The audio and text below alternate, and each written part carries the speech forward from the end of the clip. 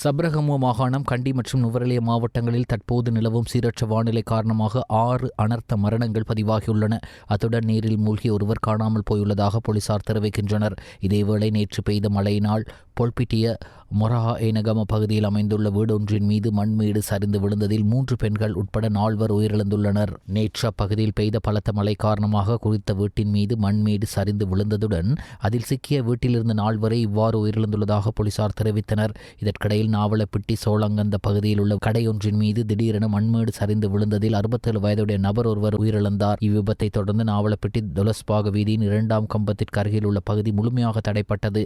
நேற்று மாலை வட்டவள போலீஸ் பிரிவுக்கு உட்பட்ட ஞானானந்த கம வீதியில் மகாவலி கங்கையின் குறுக்கே உள்ள பாலத்தின் மீது பயணித்துக் கொண்டிருந்த நபர் ஒருவர் மகாவலி கங்கையில் விழுந்து நீரில் மூழ்கி உயிரிழந்துள்ளார். இவ்வாறு உயிரிழந்தவர் வட்டவள பகுதியைச் சேர்ந்த 53 வயதுடையவர் ஆவார். இதேவேளை நேற்று மதியம் கினிகத்தேன போலீஸ் பிரிவுக்கு உட்பட்ட அம்பகமுவ பகுதியில் பெய்த கனமழை காரணமாக வெள்ளத்தில் மூழ்கிய வீதியில் பயணித்த நபர் ஒருவர் வெள்ளப்பெருக்கில் அடித்துச் செல்லப்பட்டு காணாமல் போயுள்ளார். இவ்வாறு காணாமல் போனவர் அம்பகமுவ பகுதியைச் சேர்ந்த 45 வயதுடைய நபர் ஆவார். நிலவும் சீரற்ற வானிலை காரணமாக நுவரெலியா மாவட்டத்தில் 1091 குடும்பங்கள் பாதிக்கப்பட்டுள்ளதுடன் 5 பேர் உயிரிழந்துள்ளதோடு ஒருவர் காணாமல் போயுள்ளதாக நுவரெலியா மாவட்ட செயலாளர் துஷாரி தென்னகோன் தெரிவித்துள்ளார். நுவரெலியா மாவட்டத்தில் நிலவிய சீரற்ற வானிலை தற்போது சற்று தணிந்துள்ளதாக மாவட்ட செயலாளர் துஷாரி தென்னகோன் குறிப்பிட்டார். நுவரெலியா மாவட்டத்தில் நிலவும் அசாதாரண சூழ்நிலை தொடர்பாக நுவரெலியா மாவட்ட செயலகத்தில் இன்று இடம்பெற்ற ஊடகவியலாளர் சந்திப்பிலேயே மாவட்ட செயலாளர் இதனை தெரிவித்தார். அங்கு அவர் மேலும் கருத்து தெரிவிக்க 1091 குடும்பங்களைச் சேர்ந்த 3951 நபர்கள் பாதிக்கப்பட்டுள்ளனர் என்றும் நுவரெலியா மாவட்டத்தில் அமைக்கப்பட்டுள்ள 20 நலன்புரி முகாம்களில் 523 குடும்பங்களைச் சேர்ந்த 2195 நபர்கள் தங்கியுள்ளனர் என்றும் 224 நபர்கள் உறவினர்களின் வீடுகளில் தங்கியுள்ளனர் என்றும் கூறினார். நுவரெலியா மாவட்டத்தில் ஏற்பட்ட அனர்த்தங்களால் 2 வீடுகள் முழுமையாகவும் 90 வீடுகள் பகுதி அளவிலும் சேதமடைந்துள்ளதாக தெரிவித்த மாவட்ட செயலாளர், வீடுகளுக்குள் புகுந்த வெள்ள நீர் வடிந்தோடியதும் அந்த மக்களை மீண்டும் அவர்களது சொந்த வீடுகளுக்கே அனுப்பி வைக்க நடவடிக்கை எடுக்கப்படும் என்று மேலும் தெரிவித்தார். நாவலப்பிட்டி பகுதியில் நேற்று பிற்பகல் பெய்த பலத்த மழையினால் கினிகத்தேன நாவலப்பிட்டி பிரதான வீதியின் அம்பகமுவ பகுதியில் அம்பகமுவ ஓயா வான் பாய்ந்ததால் அவ்வீதி முற்றாக வெள்ளத்தில் மூழ்கியது. அச்சமயத்தில் கினிகத்தேனையிலிருந்து நாவலப்பிட்டி நோக்கி பயணித்த இலங்கை போக்குவரத்து சபைக்கு சொந்தமான பேருந்து ஒன்று பயணிகளுடன் வெள்ளப்பெருக்கில் சிக்கியிருந்த போது அம்பகமுவ பகுதியைச் சேர்ந்த இளைஞர் குழுவினர் நிலவிய ஆபத்தையும் பொருட்படுத்தாது மீட்பு நடவடிக்கையில் ஈடுபட்டனர். அவர்கள் லொரி ஒன்றை பேருந்துக்கு அருகில் கொண்டு சென்று அங்கிருந்து மக்களை மீட்டதுடன் பின்னர் கேப்ரக வாகனம் ஒன்றின் உதவியுடன்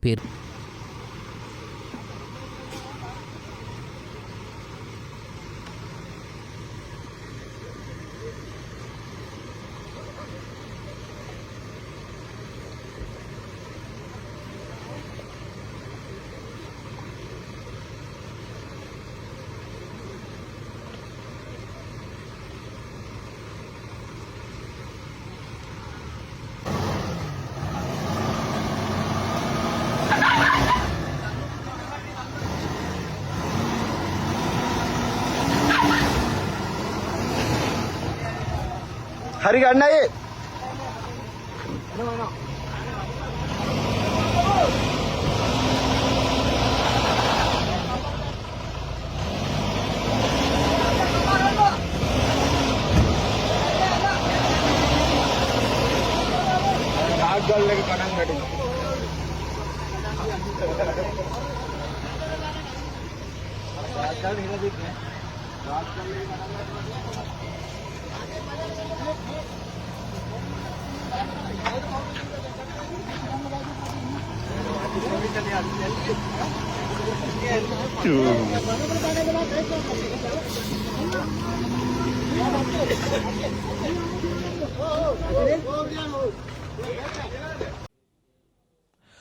நுவரெலியா கிரகரிவாவியின் அணைகளின் நீர்மட்டம் அதிகமானதால் கடந்த ஞாயிற்றுக்கிழமை நள்ளிரவு முதல் வெள்ளம் ஏற்படும் அபாயம் காரணமாக பாதுகாப்பு கருதி கிரகரிவாவியின் வான்கதவு திறக்கப்பட்டு பெருமளவு நீர் தொடர்ச்சியாக வெளியேற்றப்படுகிறது.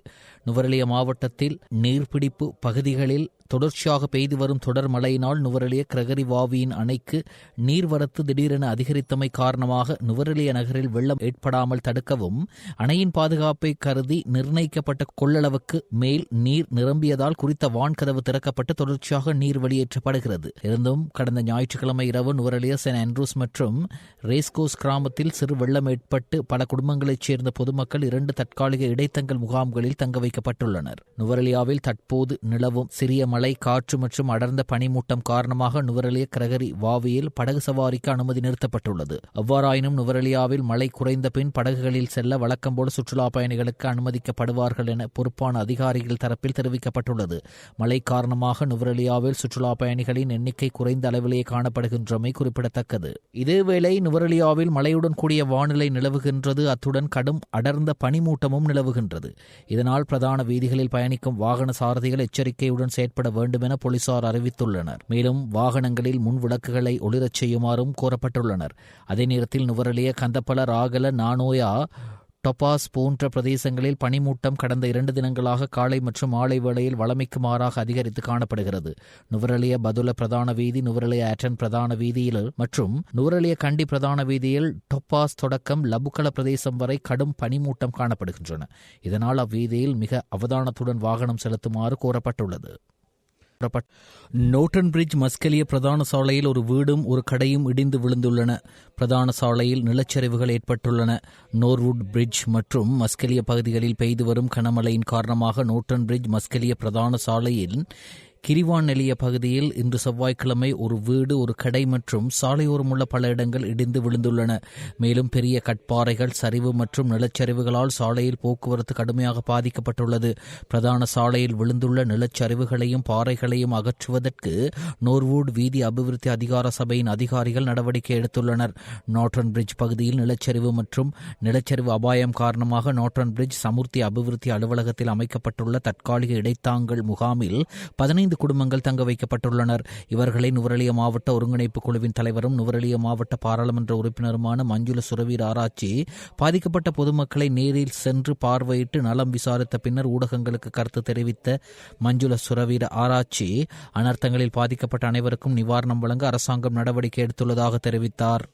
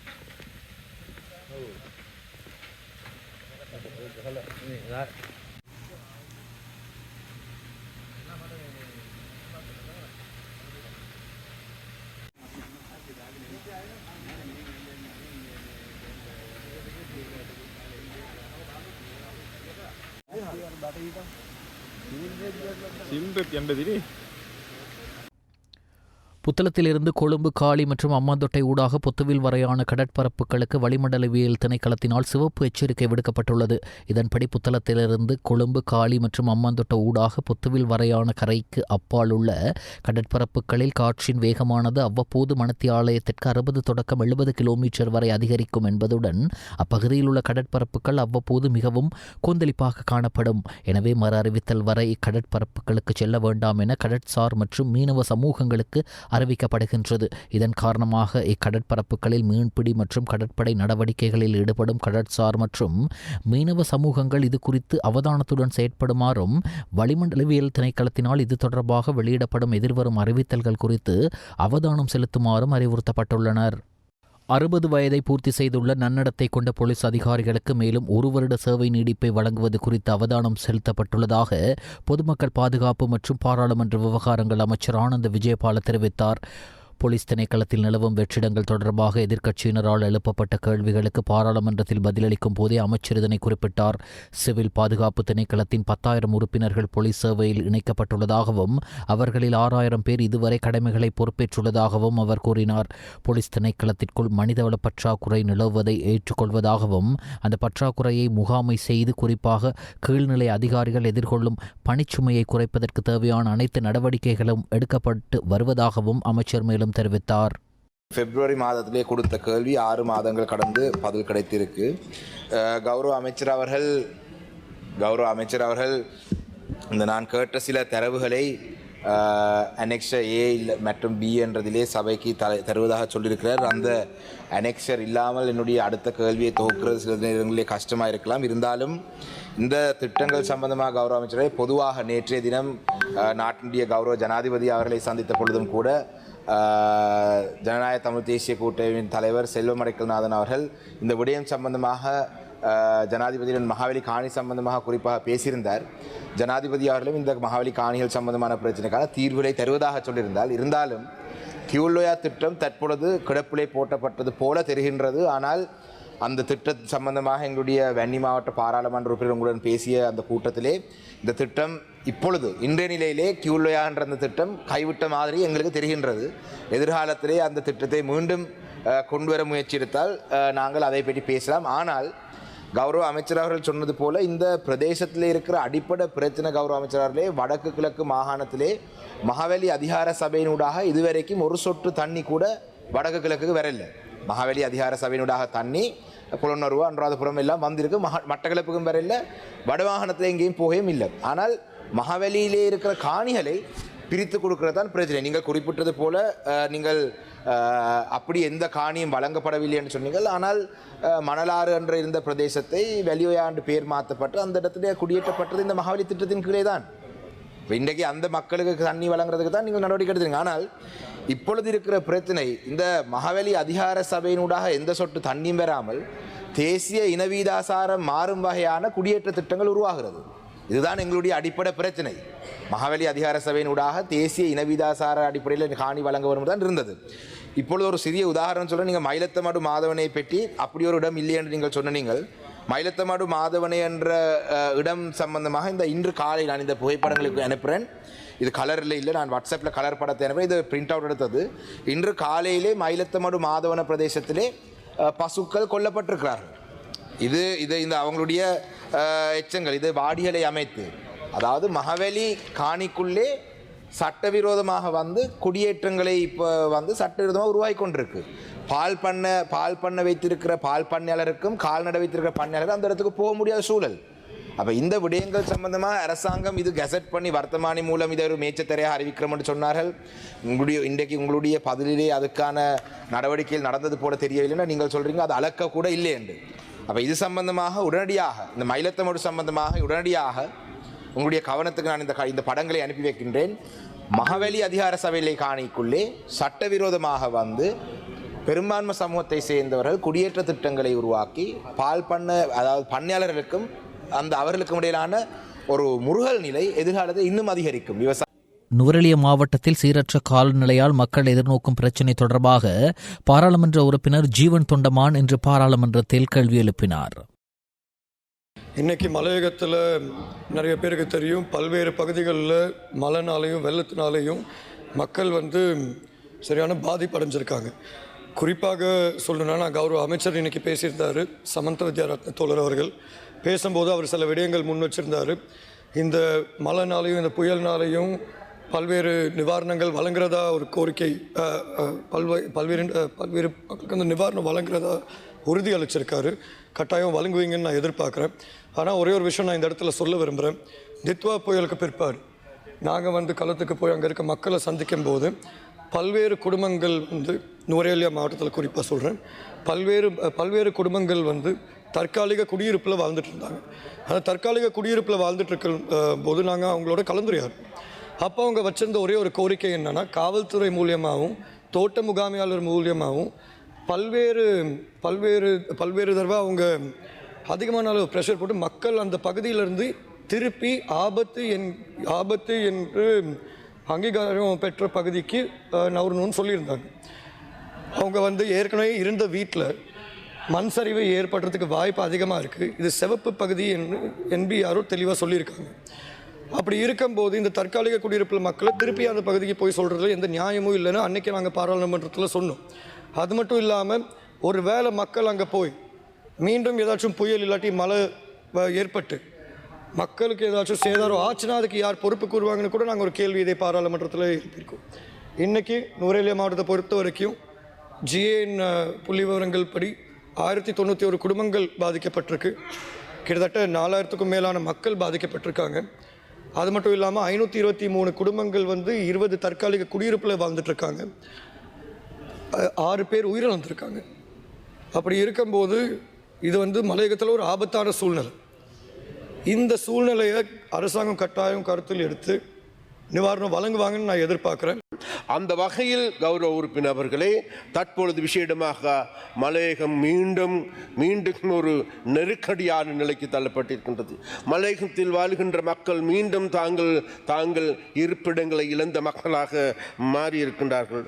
அந்த வகையில் நாங்கள் பார்க்கின்ற பொழுது இன்றைக்கும் நூற்றுக்கணக்கான ஆயிரக்கணக்கான குடும்பங்கள், நூற்றுக்கணக்கான மக்கள், அது மாத்திரமல்ல 6க்கு அதிகமான உயிர்களும் கூட இழந்த பிரதேசமாக இன்றைக்கு மலையகம் காணப்படுகின்றது.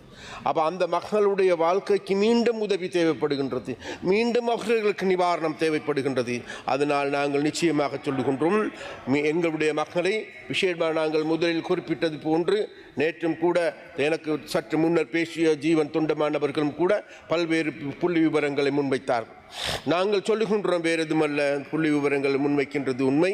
அது மாத்திரமல்ல, அவைகளை நாங்கள் மிக நிராகரிக்கின்ற ஒரு நெகட்டிவான நிலையிலிருந்து நாங்கள் பார்க்கின்ற கட்சி அல்ல. நாங்கள் எல்லாவற்றையும் பாசிட்டிவாக பார்க்கின்ற ஒரு கட்சி என்பது இந்த இடத்தில் நாங்கள் சொல்லிக்கொள்ள வேண்டும். அந்த வகையில் எங்களுடைய அரசாங்கம் என்பது இவ்வாறு பாதிக்கப்படுகின்ற மக்களுக்கு நாங்கள் நிவாரணங்களை பெற்றுக் கொடுப்பதுவே எங்களுடைய தேவை. அது எங்களுடைய மக்கள், அவர்கள் எங்களுக்கு ஆணை வழங்கியிருக்கின்றார்கள். அது மாத்திரமல்ல, இன்றைக்கு அது எங்களுடைய தலையாய கடைப்பாடாகும். பேரணியை இன்றைக்கு பாராளுமன்றம் கொண்டிருக்கின்ற இதே நாளில் இன்றைய தினம் தெல்லிப்பளை பிரதேச செயலகத்தில் தங்களுடைய சொந்த காணிகளை கேட்ட மக்களை போலீசாரை கொண்டு இன்றைய தினம் அடித்து வெளியேற்றியிருக்கிறார்கள். அரசாங்க அதிபர் உட்பட உங்களுடைய என்பிபியினுடைய பிரஜாசக்தி என்று சொல்லப்படுகின்ற இந்த கூட்டங்கள் சேர்ந்து இதே நீங்கள் இன்றைக்கு வந்து ஒத்திவைப்பு பிரேரணையை பாராளுமன்றத்தில் கொண்டு வந்திருக்கிறீர்கள். நாங்கள் இலங்கையிலே 6.1 வீடுகள் தான் இருக்கிறது, 22.5 மில்லியன் மக்கள் இருக்கிறார்கள். வீடுகள் இல்லாமல் கூலி வீடுகளில் இருப்பவர்களுக்குரிய வீடுகளை வழங்க வேண்டும் என்கிற உங்களுடைய இந்த பிரேரணை கொண்டு வந்த இதே நாளில் இன்றைக்கு வலிகாமம் வடக்கில் பலாலியில் தங்களுடைய சொந்த காணிகளை கேட்ட மக்கள்கிட்ட 1989ஆம் ஆண்டு வலிகாமம் வடக்கில் இருக்கிற தங்களுடைய சொந்த காணிகள் விடுவிக்கப்பட கசட் பண்ணப்படப்பட்ட அந்த காணிகளுக்கு பணம் பெறுவதற்கு வந்து அழைக்கப்பட்டு தெல்லிப்பாளையில் மக்களிடம், நான் அதை உங்களுக்கு வேணுமென்றால் நாளை பிரிண்ட் பண்ணி பாராளுமன்றத்துக்கு சமர்ப்பிக்கிறேன், மக்களிடம் சத்திய கடதாசி கேட்டிருக்கிறார்கள்.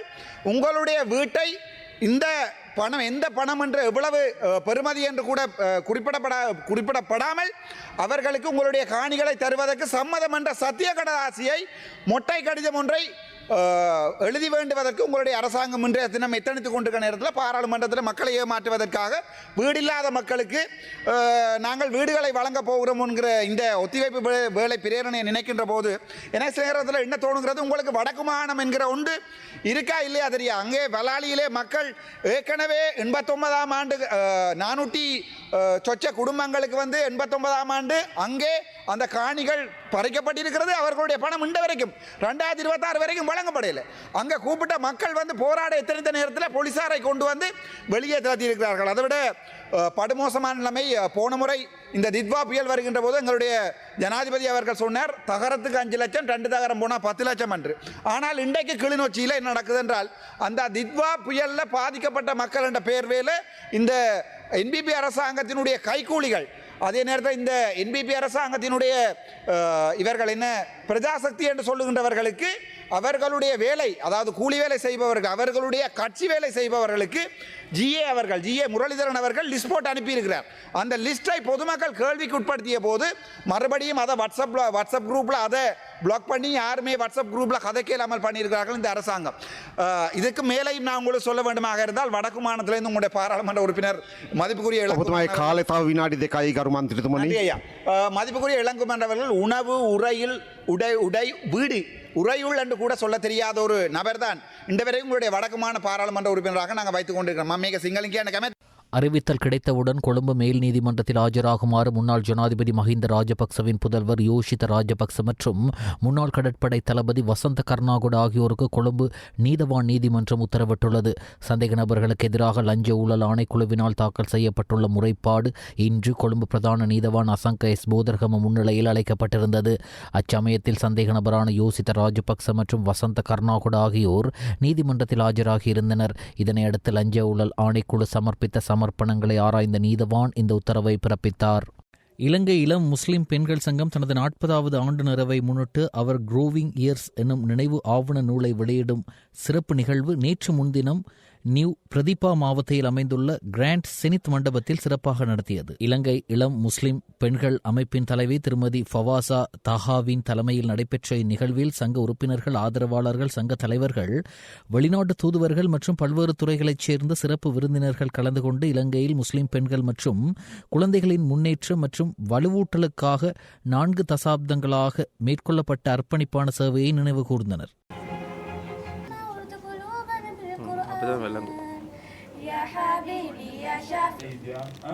And you also have to make a speech and the others have to speak. Thanks a lot. Thanks for your patience. Allah bless you all and support. البدر كطلعته والجن جميل والشمس كبسمته ظل ظليل هو عبد الله سيد. I want the world to know I'm happy as can be. Who would believe that I could be happy and content?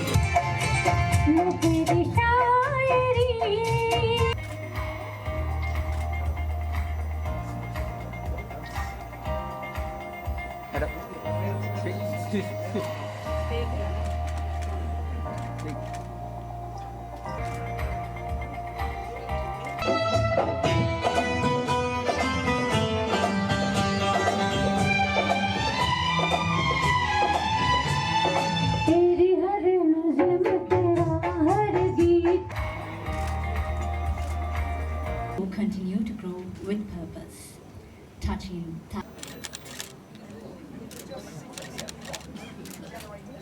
To our dear author, Mrs. Noraline Rajmal Hussain.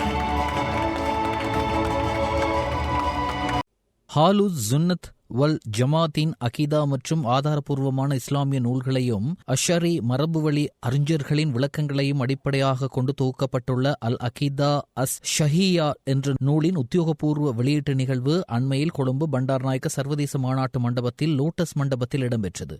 இந்நூலை பிரபல இஸ்லாமிய மார்க்க அறிஞர்களில் ஒருவரான அல் ஆலிம் CIM Azmeer அவர்கள் தொகுத்து எழுதியுள்ளார். சமகாலத்தில் அகீதா தொடர்பாக எழுந்துள்ள பல்வேறு கேள்விகளுக்கு ஹாலுஸ் சுன்னத் வல் ஜமாத்தின் மரபுவழி நிலைப்பாட்டை தெளிவாகவும் ஆதாரபூர்வமாகவும் விளக்கும் நோக்கில் இந்நூல் உருவாக்கப்பட்டுள்ளது. இந்நூலுக்கு நாட்டின் பல்வேறு தரிகாக்களைச் சேர்ந்த முன்னணி மார்க்க அறிஞர்கள் அணிந்துரைகளையும் வாழ்த்துரைகளையும் வழங்கியிருப்பது இதன் மற்றொரு சிறப்பம்சமாகும்.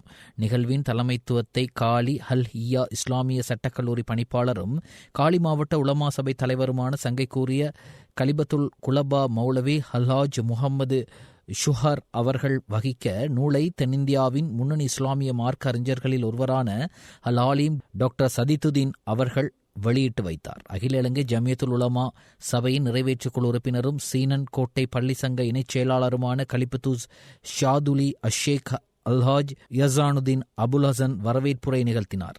கட்டார் ஹமாத் பின் கலிஃபா சர்வதேச இஸ்லாமிய பல்கலைக்கழக பேராசிரியர் அல் ஆலிம் டாக்டர் MM தீன் முகம்மது மீரா ஷாயிப் வாழ்த்து செய்தி ஒன்றை அனுப்பி வைத்திருந்தார்.